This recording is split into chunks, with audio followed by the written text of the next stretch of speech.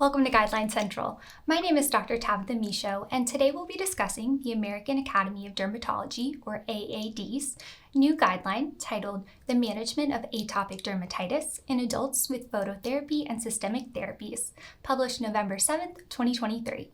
Now, this guideline updates the AAD's 2014 recommendations and is actually the second atopic dermatitis publication done by the AAD in 2023, with the first being on topical therapies for patients with atopic dermatitis.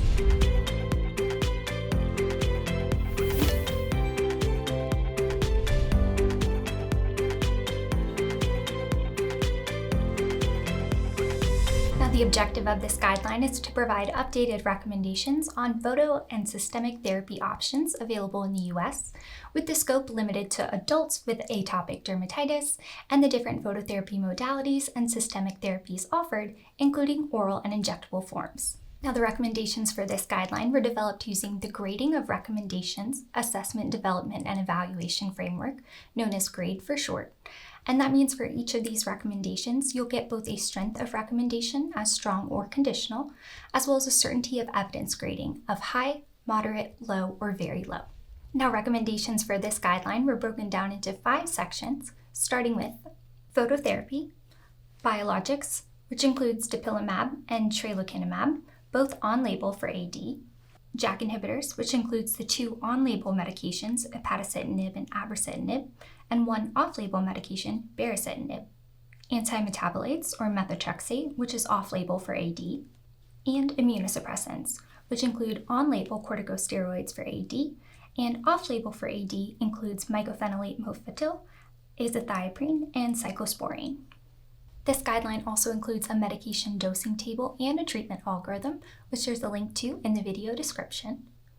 And as a reminder, recommendations change regularly, so you can always reference the Guideline Central website or the AAD website to make sure you're staying up to date with the most current version of the guidelines.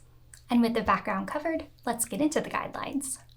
For our first recommendation and first treatment modality from the AAD, we're going to talk about phototherapy.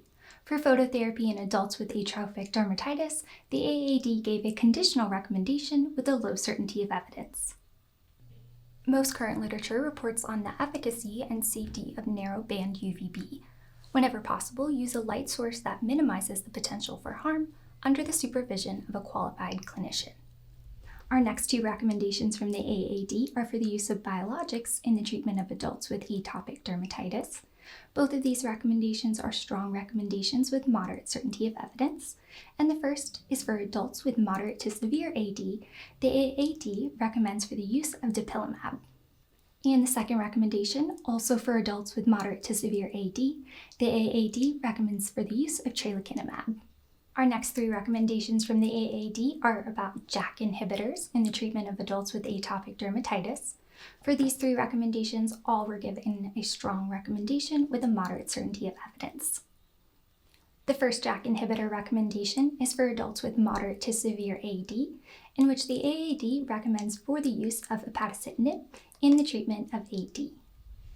The AAD does include a comment that upadacitinib is approved by the FDA in patients with AD who have failed other systemic therapies, including pills or injections or biologics, or when use of those therapies is inadvisable. Next, for adults with moderate to severe AD, the AAD recommends for abrocitinib in the treatment of AD. The AAD does note that abrocitinib is approved by the FDA in patients with AD who have failed other systemic therapies, including pills or injections or biologics, or when the use of those therapies is inadvisable. And the third JAK inhibitor recommendation from the AAD for adults with moderate to severe AD, in which baricitinib is recommended. And the AAD does include a remark that the JAK inhibitor baricitinib is not approved by the FDA for the use in AD. For the use of antimetabolites in the treatment of atopic dermatitis in adults, the AAD gave just 1 recommendation, which was a conditional recommendation with a low certainty of evidence. And here, the AAD conditionally recommends for the use of methotrexate with proper monitoring in patients with moderate to severe AD. The AAD does include a remark that comorbidities or drug interactions that may exacerbate toxicity make this intervention inappropriate for select patients. The FDA has not approved methotrexate for the use in AD. And our last 4 recommendations from the AAD are recommended for immunosuppressants in the treatment of atopic dermatitis, and all 4 are conditional recommendations, with the first being that for adults with AD, the AAD recommends conditionally against the use of systemic corticosteroids. The AAD does note that their use should be reserved exclusively for acute severe exacerbations or as a short-term bridge therapy to other systemic corticosteroid-sparing therapies. Now for adults with refractory moderate to severe AD, mycophenolate mofetil with proper monitoring is conditionally recommended. The AAD does note that mycophenolate mofetil is not approved by the FDA for the use in AD. Comorbidities or drug interactions that may exacerbate toxicity make this intervention inappropriate for select patients. Also for adults with refractory moderate to severe AD, the use of TPMT dose azathioprine with proper monitoring is conditionally recommended. The AAD does note that comorbidities or drug interactions that may exacerbate toxicity make this intervention inappropriate for select patients. And our last recommendation from the AAD in our immunosuppressant area is regarding patients with refractory moderate to severe AD, and here they conditionally recommend for the limited term use of cyclosporine with proper monitoring. Now for this immunosuppressant recommendation, the AAD does remark that evidence suggests an initial dose of 3 mg per kg per day to 5 mg per kg per day is effective. The FDA has not approved cyclosporine for the use in AD. The FDA has approved limited term use up to 1 year in psoriasis, but comorbidities or drug interactions that may exacerbate toxicity make this intervention inappropriate for select patients. And that wraps up the recommendations from the AAD on the management of atopic dermatitis in adults for phototherapy and systemic therapy options. So just to summarize, the strong recommendations from the AAD included the use of dupilumab, tralokinumab, abrocitinib, baricitinib, and upadacitinib.